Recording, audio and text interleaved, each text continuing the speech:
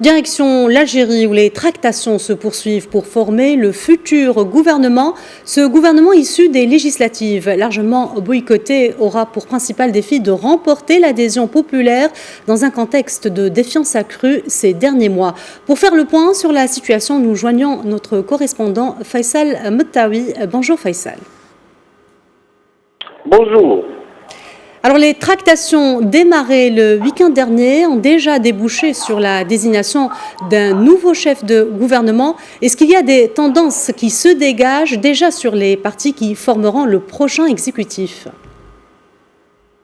Effectivement, Ayman Ben Abdelrahman a été désigné Premier ministre par le président Tebboune. Le président Tebboune a entamé une série de consultations avec les partis qui sont sortis gagnants ou vainqueurs des élections législatives du 12 juin, notamment le Front de Libération Nationale, le Front Mustaqbal, le Front, le mouvement Al-Bina et également le Rassemblement National Démocratique.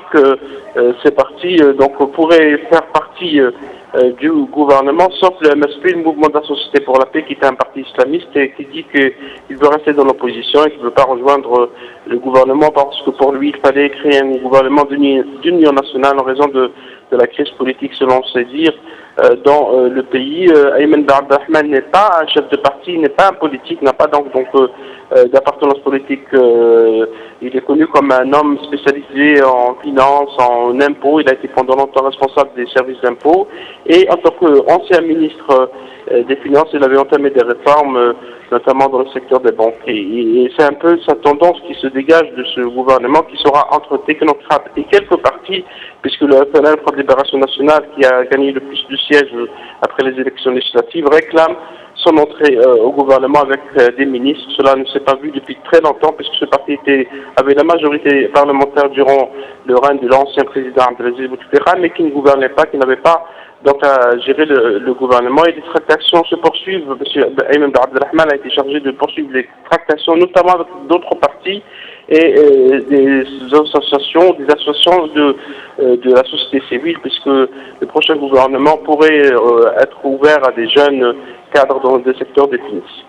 Faisal Mettaoui, cette semaine a été marquée par l'annonce des islamistes du mouvement de la Société pour la Paix, arrivé 3e lors des dernières élections, de ne pas rejoindre le gouvernement après s'être montré disposé à y participer dans un premier temps. Quel impact pourrait avoir ce développement ? Pas un grand impact. De toute façon, ce parti avait fait partie de l'ancienne alliance présidentielle à l'époque d'Abdelaziz Bouteflika entre 1999 jusqu'à 2012. Pendant 13 ans, il avait soutenu le programme du président Bouteflika.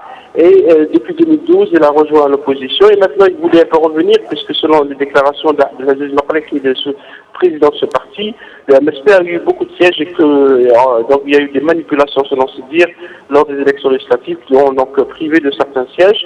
Et il voulait, dans une déclaration faite dans une conférence de presse, que un parti, quand il vient au gouvernement, doit gouverner. Donc le MSP réclame la gouvernance, ou si vous voulez, la gestion des affaires du gouvernement, alors qu'il n'a pas donc de majorité au Parlement, donc il doit rester dans l'opposition. Ce n'est pas le cas d'un autre parti islamiste, qui est un parti rival du MSP, comme le mouvement Bina, dirigé par Abdelkader Ben Grina, lui-même était candidat à l'élection présidentielle en décembre 2019. Ce parti doit faire partie du gouvernement dans certains postes qui vont être distribués après l'installation du Parlement le 8 juillet prochain.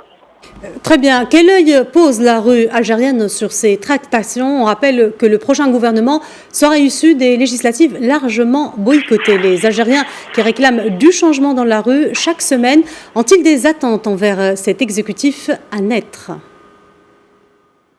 C'est justement ce que dit le nouveau Premier ministre, Ayman Abdelrahman, et ceux qui soutiennent donc cette nouvelle démarche du président Tebboune, c'est que le prochain gouvernement est tenu d'aller vers des changements, pas uniquement au niveau économique, mais également au niveau social, culturel et politique, puisque vous avez dit beaucoup d'attentes et les autorités disent que le boycott est probablement des élections législatives est un signe pour le pouvoir d'appliquer plus de réformes, parce que le reproche a été fait d'une manière implicite à l'ancien gouvernement d'Abdelaziz de ne pas voir suffisamment appliquer sur le terrain les réformes voulues, notamment dans le secteur de l'administration, le secteur des finances et également de l'économie. C'est un grand défi pour le gouvernement Mohamed Ben Abdelrahman, donc il aura à gérer le pays à partir de ce mois de juillet.